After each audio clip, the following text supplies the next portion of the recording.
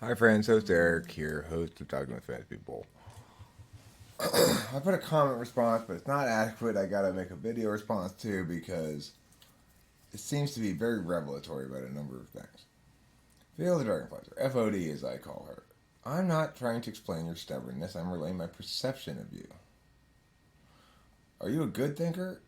And you are a good thinker, but you also have the need to be viewed as a formidable thinker, which was the adjective she was using. And there's a difference between being a good thinker versus a formidable thinker. The former brings new and old ideas together. The latter is tyrannical in nature. I'm not saying you do it on purpose either. Did you read my reply to you on the video titled Host Eric ESFJ? Well, I've been pretty half-assed about comments and stuff. And so I begin this reply by saying, I admit I dealt with this one half-assedly. I probably strawmanned you just by only reading a little bit of your shit. So let me give it my actual attention for a few minutes. Let me see if I can find that video, that comment that she's talking about, and go over that one as well. Um, um,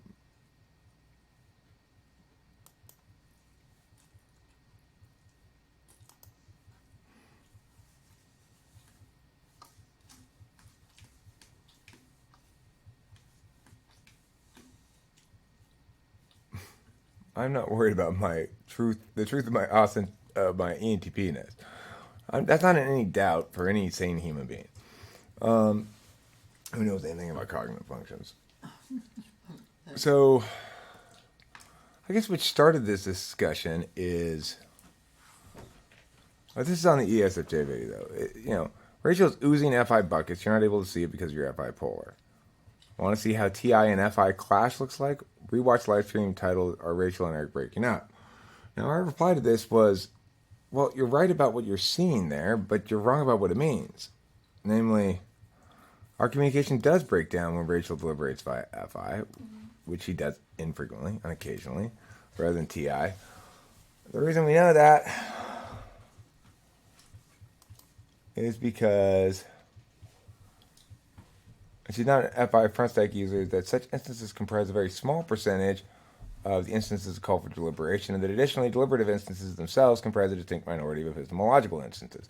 Epistemological instances being deliberation functions and knowledge functions. She's much more likely to know than she is to deliberate on any given instance. There's the two halves of epistemology, is deliberation and knowledge. Note there are instances where I get my FI, where I get FI, I shut down and I do not engage any further. That's true. When I'm FI, I get quiet usually. I need time and separation to process. Thus, we can clearly see that FI deliberation is not exclusive of FI backstack. I can FI too. And then I misunderstood her. She said borderline. She wasn't meaning BPD. There's a borderline between this and that. And so I kind of skimmed through her comment and shit. The thing is, and I'm sorry about that. I misunderstood. I should have been more careful in reading that FOD. That was lazy of me. Now, the response on the ESFJ video. Which video is this one? What video is that? This one. Oh, okay. This is host Eric ESFJ, right? Or no? This one. Wow, look at all these replies. I understand the importance of integrating the so-called shadow functions with our main stack. Any function is incomplete without its counterpart. We do use all functions being innately preferred ones in our main stack. I want to say this also as one of them respond to these things. Now, your last statement boils down to you ignoring it. I quote, "We don't have to grasp at vague subjectivities. We have actual facts and arguments in front of us." Proves that you're an NE dom to those that are skeptical of your type, as this function is in this position doesn't favor ambiguity. You're an ENTP, a stubborn one of that. I mean, I am stubborn. It's true. But, I mean, I'm I'm not stubborn when I think it's going to lose. obviously, because then there's no point in being stubborn. Then I'd just be whatever. This person says, barefoot ballerina, a good way to show you accept constructive critique is to make that Jack Aaron cognitive function debate happen. Then you also put your definitions up scrutiny and improve and further validate your system. Well, that's all true and good. My point about that is simply that I have tried on multiple occasions to make that shit happen, and he just never down. Because the thing is, I'm not a big scheduler. I don't really like to schedule shit. And what I want is when he comes in and says, hey, we should debate cognitive functions. And I go, you're right, let's go. And it happened right then. There's no reason for us to mew and meow about it ahead of time. Multiple times, hey, we should debate cognitive functions to me. And I say, great, let's go, right now. And he goes, oh, I can't right now. You have time to sit here in my fucking live stream and chat, but you don't have time to stop the live stream and actually have a conversation that's recorded. Well, I want to be able to... Okay, fuck this. This is too hard. It's just like, no, I'm not going to chase him around getting him to debate me. He can show up at a time when I'm available and fucking debate me then, like any sane human being would, like any reasonable ENTP would. He is an ENTP in no uncertain terms, and so he knows what I mean. We don't like this whole schedule shit. It's enough of that. You get your ass over here when I'm available, and you debate me right then. Boom. No fucking around. Oh, it is a sleepy day. Right. So, okay, what is this video about ultimately? It's about my point regarding whether or not about FOD's point about a formidable thinker versus a good thinker.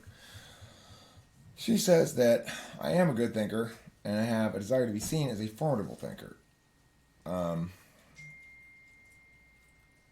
that a formidable thinker is tyrannical in some fashion. I mean, a good thinker is necessarily formidable when communicating with bad thinking. So if I'm facing bad ideas, I'm necessarily going to get adversarial towards them if I'm a good thinker. Because good thinkers have an attachment to good thinking. The distinction that she makes between formidable and good is really an FI misunderstanding of an FE thing. So it's like she's believing that there's a specific FE vector that is determinant of something, namely that I have a desire to be seen as a formidable thinker. Here's my understanding of likely FOD's thought process here. I see Eric being combative.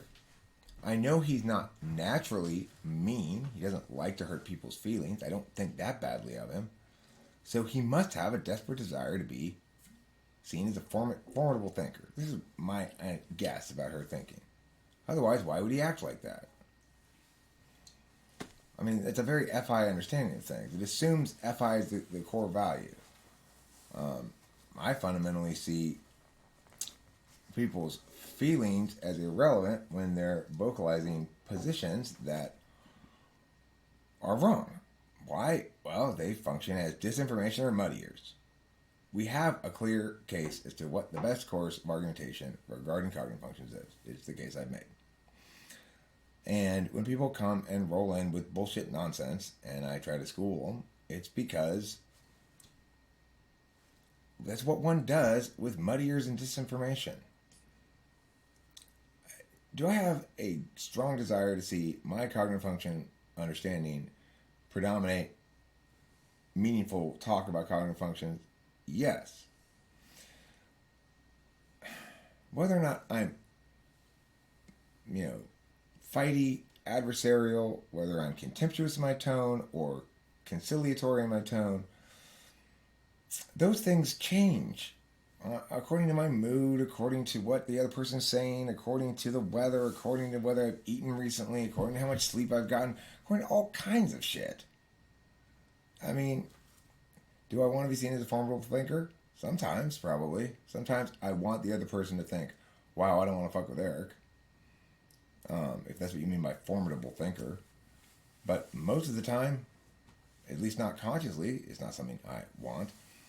But most importantly, let's concede for the sake of argument that it is true that I want to be seen as a formidable and not just a good thinker, where the distinction being made between formidable and good is that formidable is tyrannical in some way. Now, how can you be tyrannical in your thinking or talking? It's because I'm insisting that you are wrong and I am right about something. Doesn't make me a tyrant. It makes me a good thinker who also speaks the truth rather than remains silent or lies. So you're talking about an FE thing. You're saying, well, you're not showing care for other people's feelings. In other words, you're not validating on possibly my fifth slot FE. If I'm FOD, I might have fifth slot FE. I don't know. But I think you're a good person, Eric.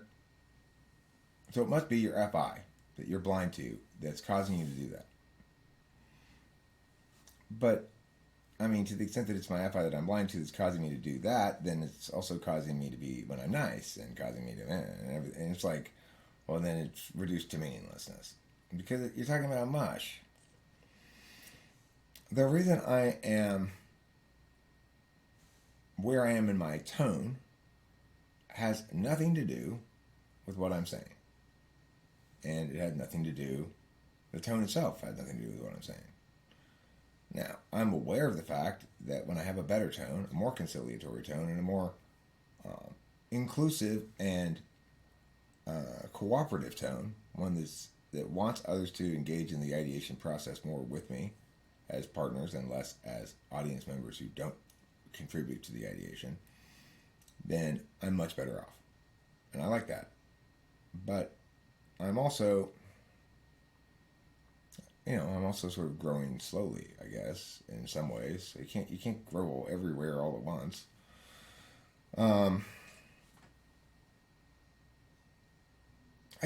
The point I'm trying to get at, and I can't believe I haven't gotten to it yet, is what are you going to use this fact for once you've established it?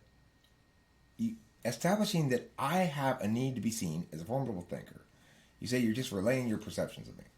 Okay, so thank you for relaying your perception. Let's say I were to agree with it in full and grant you that evidence to then use as you see fit. What are you going to do with it? You sort of backtracked away from doing anything with it, but it would seem that the need to be seen as a formidable thinker would be either consciously or unconsciously, as you sort of indicated in your comment, if I recall, be driving behaviors that are non-willful because they're being driven by this. If I misunderstood the purpose of establishing this point of fact, then please correct me. I do not want to fight you or be tyrannical in this video, obviously, for a number of reasons. One, I like you. You and I have had a lot of good communications back and forth on a number of occasions in the past. You're both fighty and friendly at the same time. And I appreciate that. You're being honest about your own points of difference with me. And those points of difference are ones of, basically, my interpretation is you aren't seeing me as valuing FI adequately, which normally you associate with sort of a basic wickedness, probably, a failure to put yourself in the other person's shoes. And you're attributing my FI failures to cognitive functions and unconscious motivations of FI. But what are you attributing to that? Like, what exactly are you saying? Which behaviors of mine are not willful and conscious, but instead driven by this unconscious, unacknowledged need to be seen as a formidable and not just good thinker? If you can't answer that question, you can't tell me, now that you have this piece of evidence for the sake of argument, I'm conceding it for the sake of argument, What are you going to do with it? If you can't tell me that, then what's the point of making the claim in the first place? And how do we distinguish between it being true or not true? If you want to say, I need to be seen as formidable, not just a good thinker, how would a person who has a need to be just seen as a good thinker versus a good plus a formidable one differ in display from a person who needs to be seen as a good plus formidable? And how could we expect them to, in other ways, play out differently? Would it impact their argumentation? Being seen, having the need to be seen as a formidable thinker, would that impact my argumentation so that I argue different points than I would if I just needed to be seen as a good thinker? Or, I mean, does it explain why I insist on responding to this in a video rather than just letting it go and ignoring it? Keeping in mind that I do let go and ignore all kinds of shit. Not everything gets a video response. Most things don't. So, most videos aren't video responses. FOD, I'm referring to this one because I actually feel like we're getting somewhere a little bit in the conversation. It's like I'm hearing you about the FE stuff, but I'm hearing you about the FE stuff, not the FI stuff. I'm hearing you about the fact that, I do want to actually communicate with you, and that means I need to take an approach that is more inviting than schoolage. I don't always want to communicate with the person, but I do want to communicate with you because you and I have had an interesting back and forth kind of relationship in the comments and stuff. I don't think I've ever actually spoken to you face to face or anything, but in other words, you're not a hater, you're not a spite monkey, and I'm still disagreeing with you. And so at that point, I know there's a possibility of having a real conversation here. And to the extent that I'm being tyrannical, in fact, I am demonstrating a disinterest in having real conversations and just slapping people around the room. I wouldn't call it tyrannical, I just call it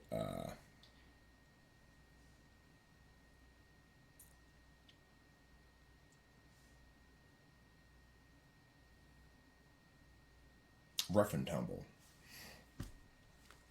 I could be less rough and tumble, and that's probably a good thing. I had to hide Court Jester from the channel today in the live chat because I was just done with his clowniness.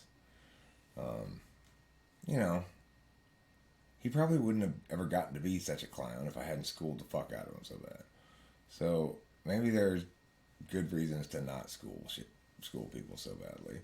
I get that shit stings and can sting for quite a while, and I've had it sting me for quite a while, and I respect that other people's feelings matter, and I try not to hurt them as best I can. So, ultimately, to fulfill my destiny as a human being, whatever that might be in terms of X outcome or Y outcome, to fulfill my destiny as a human being, I've got to be able to genuinely respect, acknowledge, and at least incorporate the considerations of, if nothing else, the ways and values of function users other than me. I've got to incorporate into my speaking to other people that even if they're an FI user, they can trust that I will respect their interests. That I am highly in favor of erring on the side of defending the individual. And FI and TI have that in common. I need to make sure I convey that when I speak to people. That I'm not just being adversarial towards their function stack or their way of judging things or thinking about things. That instead I'm displaying and including them in an intellectual endeavor in which, as in any endeavor between two people, one of the parties is more of an expert in some ways, and the other party is more of an expert in some ways, unless they're the same type. So, Fields of Dragonflies has levels of expertise and deftness in her attentional manners that I can't even really dream of. Like I can't imagine what it's like to have a nuanced understanding of one's own feelings. But she can. The problem, one of the problems that we kind of all have is that at the end of the day, we all have to translate our various functions into TI. It's got to make sense on some level, or else people are just going to be confused. So, and it's got to hold up on some level with TI. You know, you can't tell me, you know, why didn't you come to work yesterday? Well, I was sick all day, in bed all day. And then later on, I go, have you tried the new Whopper? Go, oh, yeah, I had them yesterday after the movies, when I went to the movies with my friend Bob. Well, one of those two statements now is true or a lie. You either stayed in bed all day or you didn't. And so, in that instance, everybody's got to conform to some basics of TI. And everyone's got to conform to some basics of FI, you know. Cruelty is not generally favored by anybody. To wrap this up, I'll just say a good thinker, formidable thinker. I am those things. I'm not really worried about managing others' perceptions regarding that. It's true I'm competitive. I don't like to lose, but I also don't like to win wrong. So that's why you know, if I lose, I lose. That's it. I'm not going to be subjective about that question because that means being willing to win the wrong way. You throw up there. Being competitive and being smart does not make me tyrannical, even when I'm schooling somebody. People want to come have conversations with me, ask me some questions, talk with me back and forth about something great. Most people who get this apparently tyrannical side come in with nothing but pedantic nonsense. They come in with the first opening is, the reason you're so wrong about meow and can't see it is meow, meow, meow, meow. That's how they start with me a lot of times. Like, okay, it's rare that the actual warrant for why I'm so wrong has anything to do with the claim I'm making. It's usually, the reason you're wrong is because you have this attribute, Eric, and you can't see meow. It's not a critique of my argument at all. It's a critique of me and my ability to see things clearly because of my motivations or wants or FI or other nonsense. If you're going to come and do that, know that I will describe exactly to you what it is you're doing.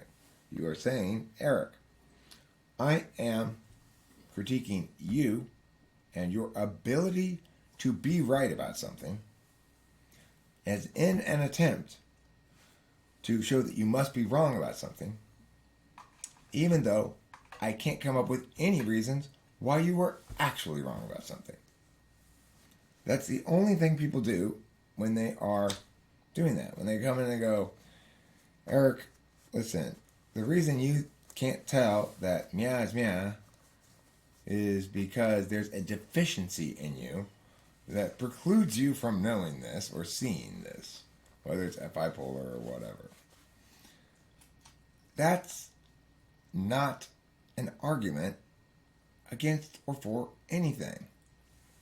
The reason Delilah can't be an ESTP or a TI tool user is because I want her to be a TI tool user too badly. I'm too biased to make a judgment, so my judgment that I have made, TI, is likely to be wrong.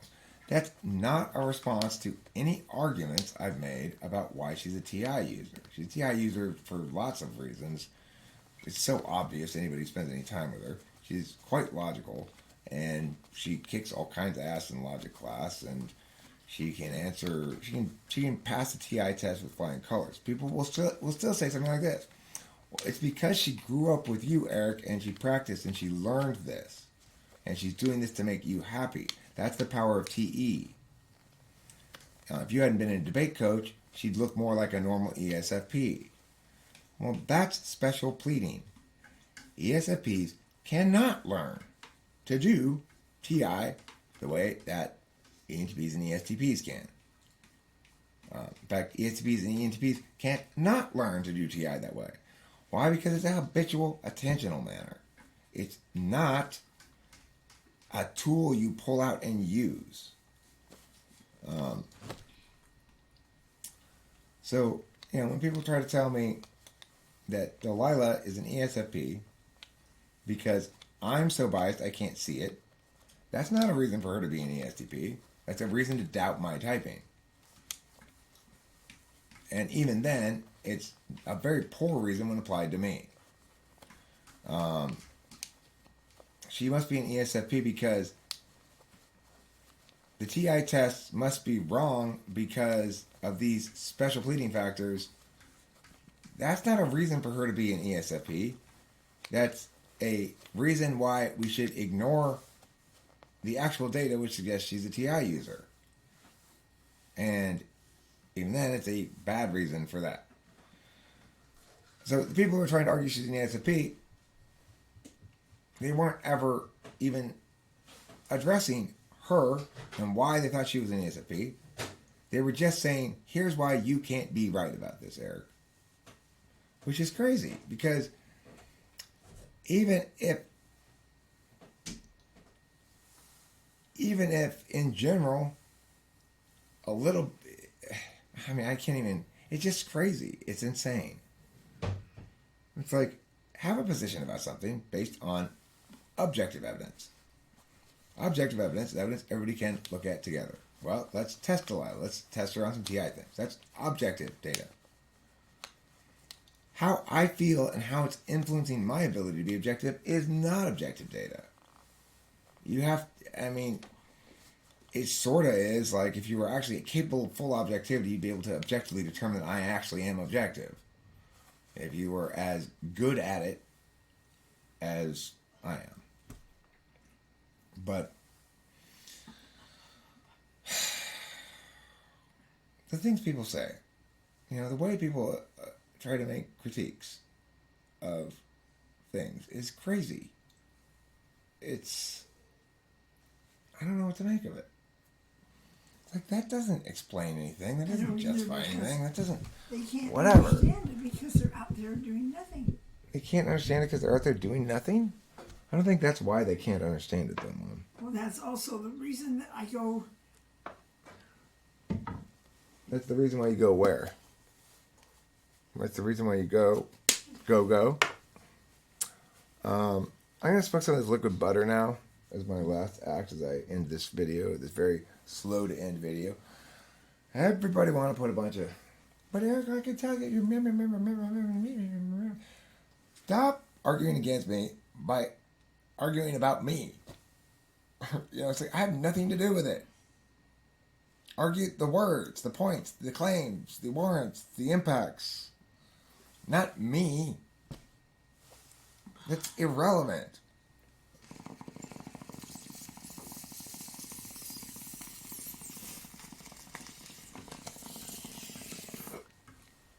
So, FI users of the world. I hope this video makes you think I'm a good thinker and not tyrannical. I'm not trying to be tyrannical. I'm just saying,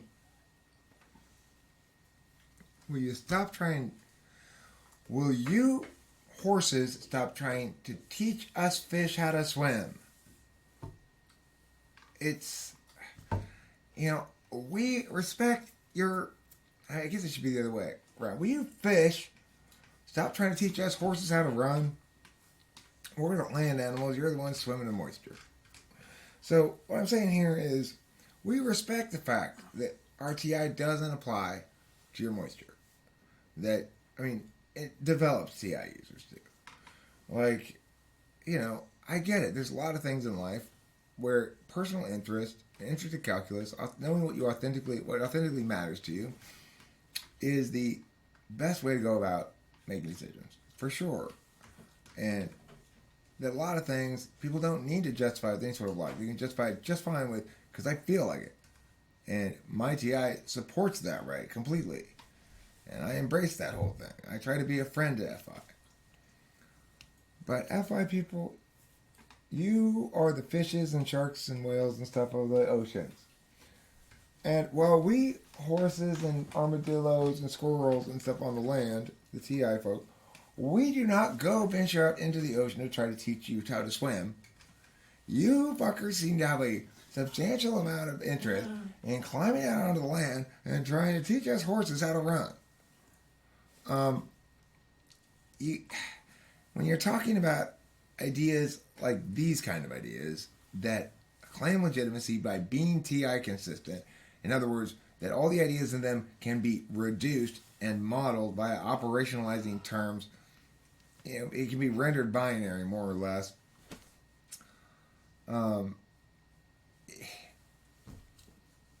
You're always coming out on the land and going, well, the reason you're breathing so hard, horse, is because you spent too long outside of the water. That's what happens when you spend too long outside of the water. You start breathing really hard. And I sit there going, no, dude. That's why you're breathing hard. It's because you're out of the water out here trying to teach me how to breathe on land. I'm breathing hard because I've been running. You're breathing hard because you're suffocating out of the moisture. True. The end. Kind of scattered, kind of haphazard video, but I don't know. That's Yeah. the end.